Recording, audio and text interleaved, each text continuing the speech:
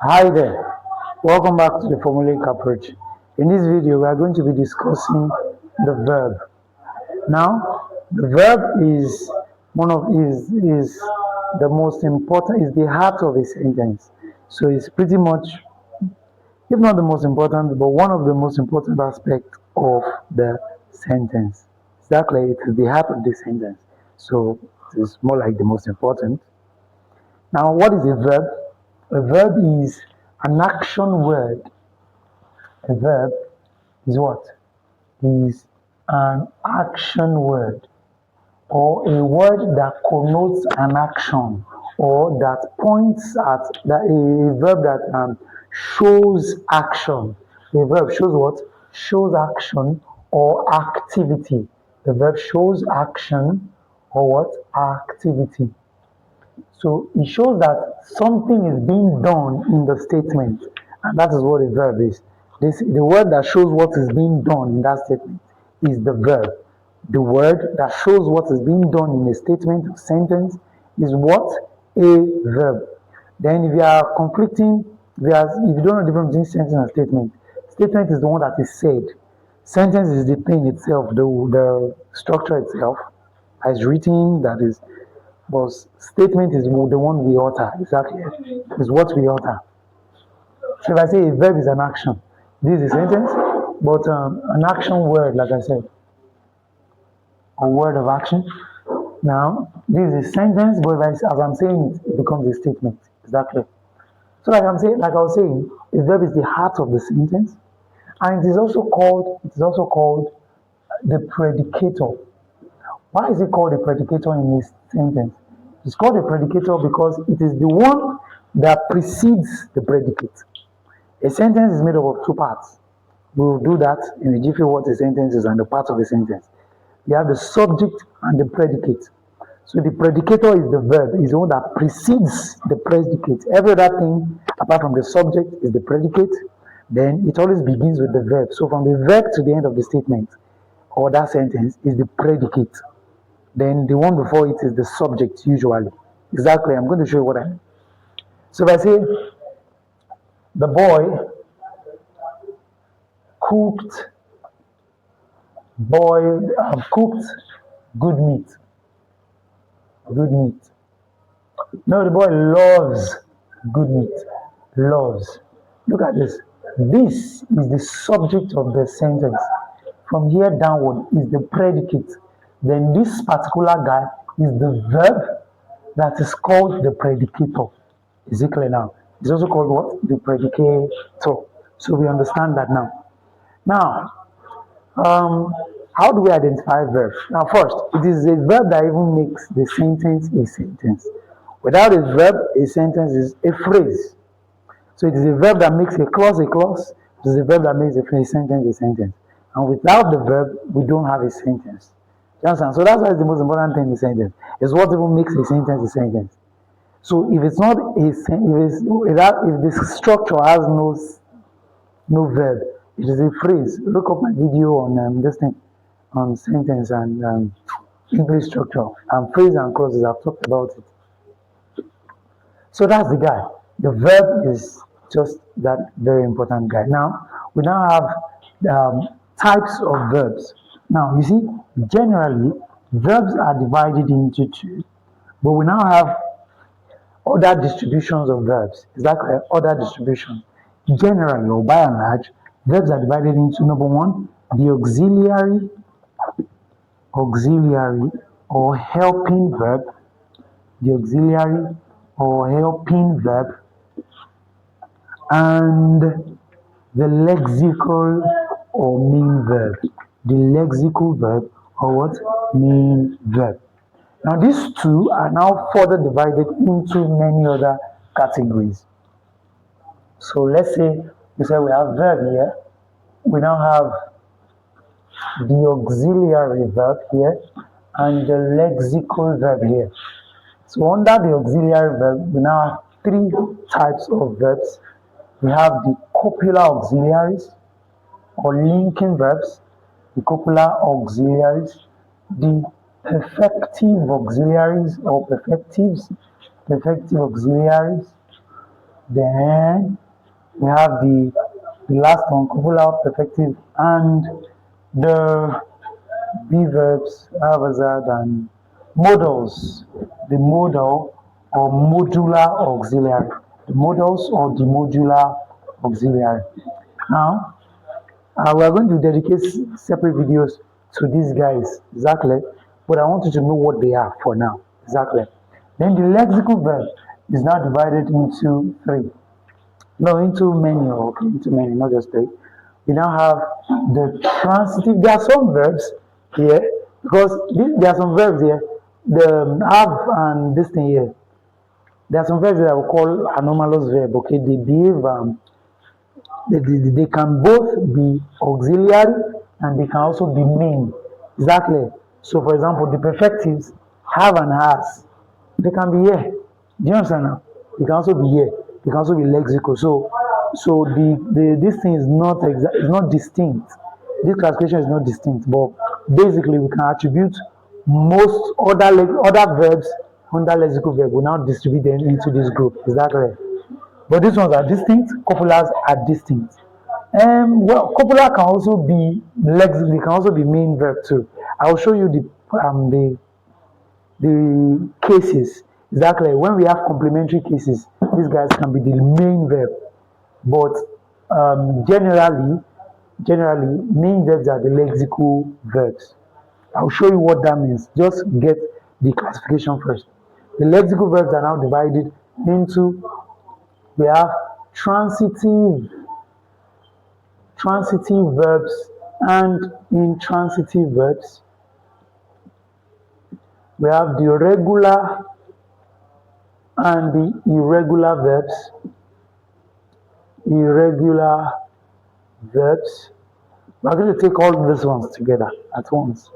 Then we have the stative and dynamic verbs. I said three because this one we treat them together. They are just words and opposites. This one together, this one together.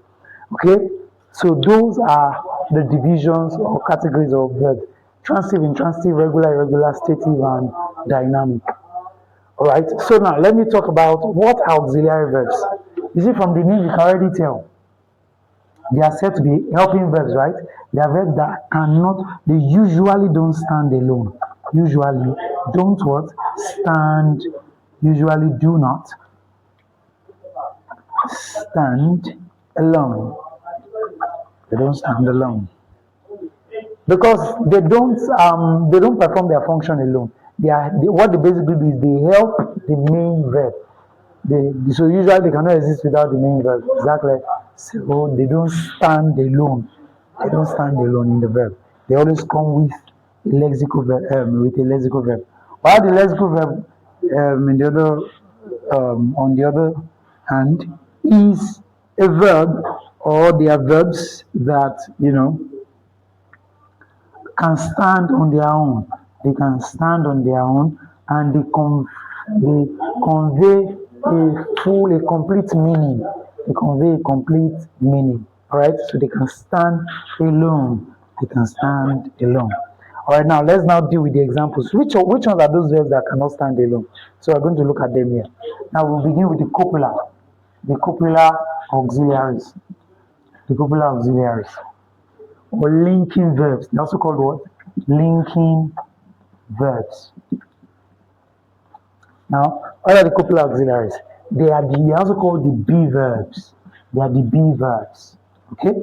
So when I want to treat them specially, I will now distribute them into their positions of past, present, and past participle tenses. They are tense forms. Is that clear? So now, the be verbs, we have am that we use for the first person singular in the subject place. We have the is. So I'm just going to list them. I am, is. Then the plural form of these two, we have are, the plural form. Then the past tense form of this one, the past tense form of this is was. Exactly. The past tense form. Or the plural form of this was, which is the past tense form of this guy, is were. Let me explain what I mean. If I'm using first person singular subject, I will say I. Is not I is, or I are, or it is I am. Exactly. So these two guys here are present. They are present. I'll still do elaborate the information on this, elaborate teaching on this. I am nice. Exactly. Now look at the case where I want to use the second person, you. You always takes plural. So that is you are nice. Exactly. But if I want to talk about the third person, this is the first person singular subject, first person singular subject, object, and plural and singular. Is always you. I will treat that on pronouns again. I think I have a video on it already, but I will do it again. You, then the third person, he or she or it. It should be he is. He is nice. So keep in mind that these two, they take plural verbs. Both of them. So these are plural. These two are plural actually. They are plural. So this is plural also. This is a singular form of this verb. When I do the elaborate this, you'll get it clearer. But try and understand. This is it here. Then when do we use these two? They are special forms of these guys. This one is was, the past tense form of these three, of these two, of these two. So I was dancing. I was dancing when you called me. I was dancing. Keep in mind that in the present form, this guy takes plural. But in the past tense, it takes singular. You are dancing. If I want to write in the past tense, it will be you were dancing. You were dancing. Then he, for the he, it will also be he was dancing. But what if we have the subjunctive mode? What if we have the subjunctive mode? In the subjunctive mode, look, the subjunctive mode is just an assumption that is not exactly true. So, for example, in the which case, if I were you, that is, I'm not you. Just now. So you see, the word I use is not if I was you. It is if I were, if I were you. Do you see that now? Where is used there? Because in the subjunctive case, this guy takes plural. Is that clear? But all of them take plural. If you were him, if he were you. Do you see that now? If he were you, if you were him. So this in the subjunctive mode is what we'll take for all these copular auxiliaries. Is that clear? Then of course you now say, why are they now called be verbs? Of course, because they stem from be. Do you understand? You remember in archaic English, some people will say something like in the Bible, for example, if I say something like, if I be the Son of God.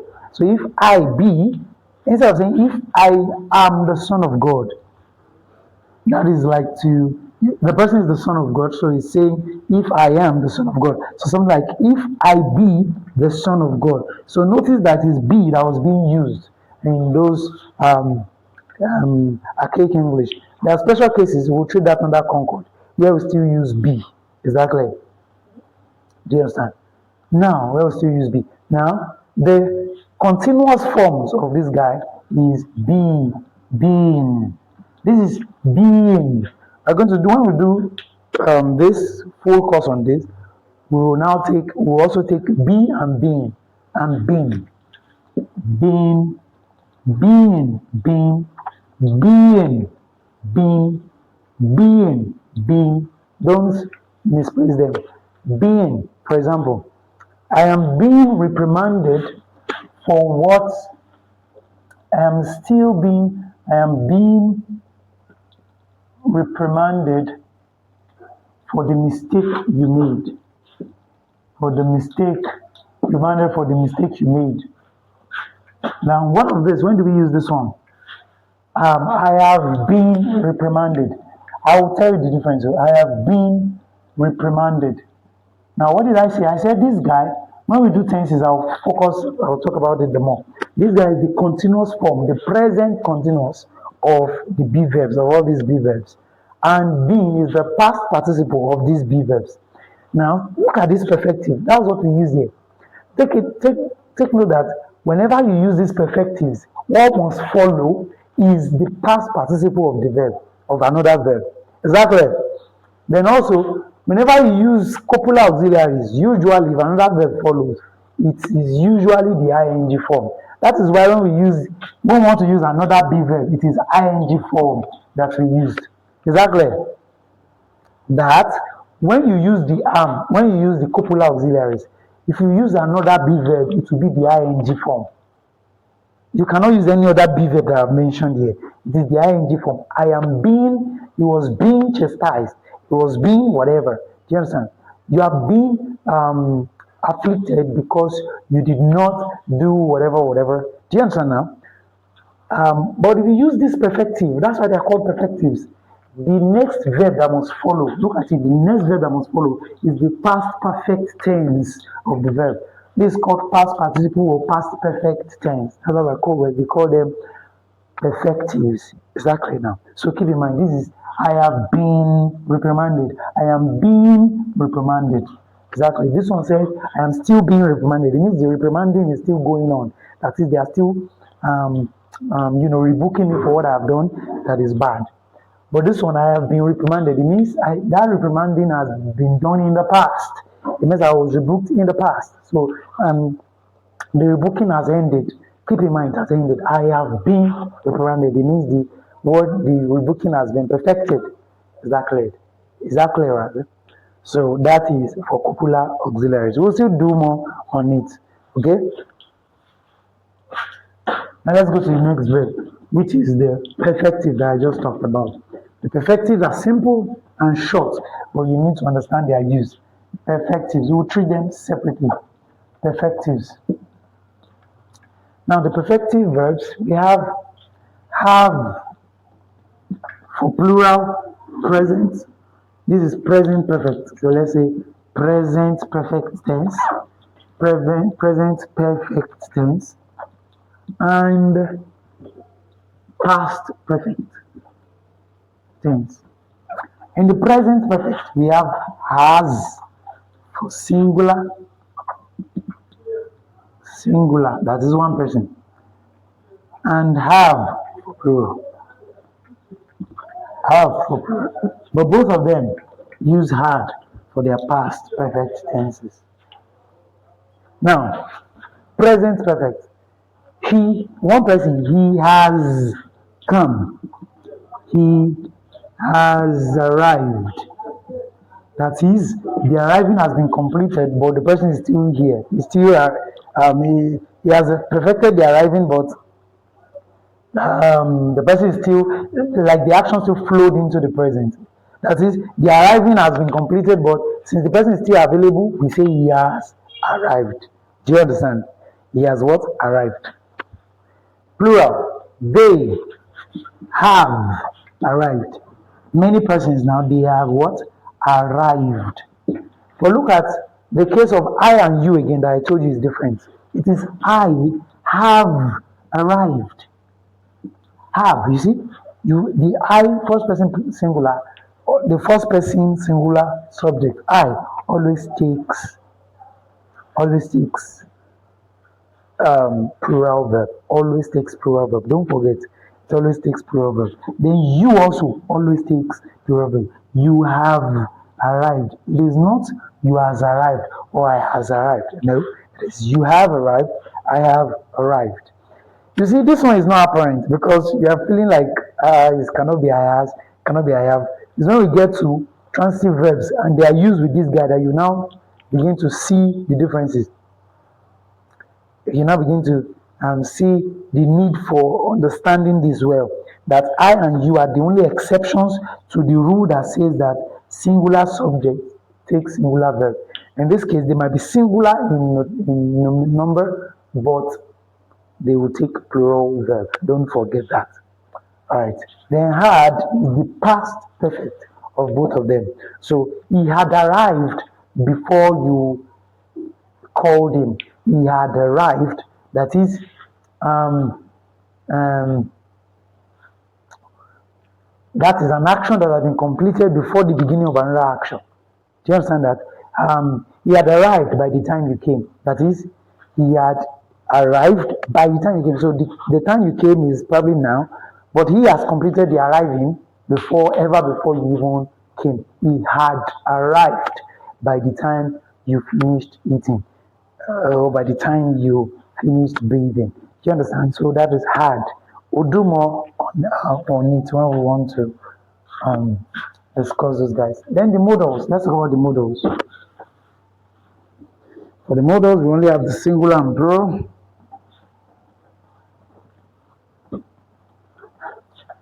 For the modals, we have singular and plural. Now, singular, we have, for the singular, we have modals. So we have will, that's how they come on, shall, should. Sorry, did I say singular and plural? Present and past, I'm sorry. Present and past tenses. Sorry. They don't have singular and plural. Honestly, at all. They don't have singular and plural. I shall, you shall, we shall, they shall. Exactly. Alright. But past tense and present tense. Shall, should, will, would. And it's not should. It is should. Should for the pronunciation. The L is silent. Should. Will, would.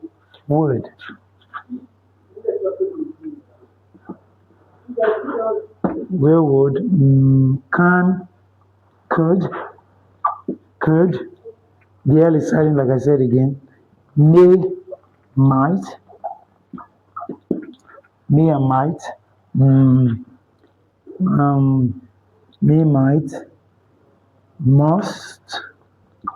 Ought to. What again? Which one again? So these are the ones I can remember. So these guys. Then there are some anomalous verbs that can function as modals too, like used to, not used to, but used to. Used to. Is anomalous. Welcome. Is anomalous. Used to. We also have this guy. Do family too. The do family. Okay, so we do cook food every morning.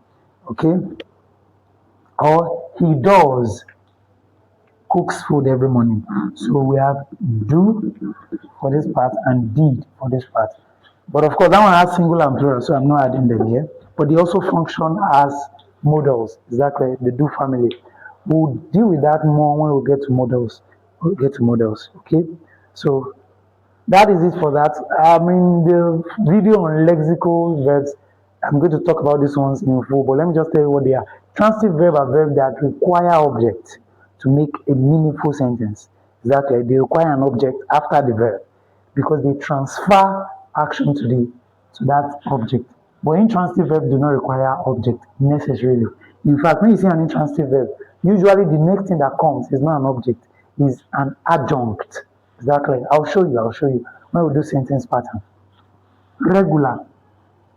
For regular verbs that they are past tense and past tense form, just be using ed, like cook, cooked, decide, decided. But irregular verbs are the ones that they have different forms for their past tense forms. For example, come, came, come, buy, bought, bring, brought, put,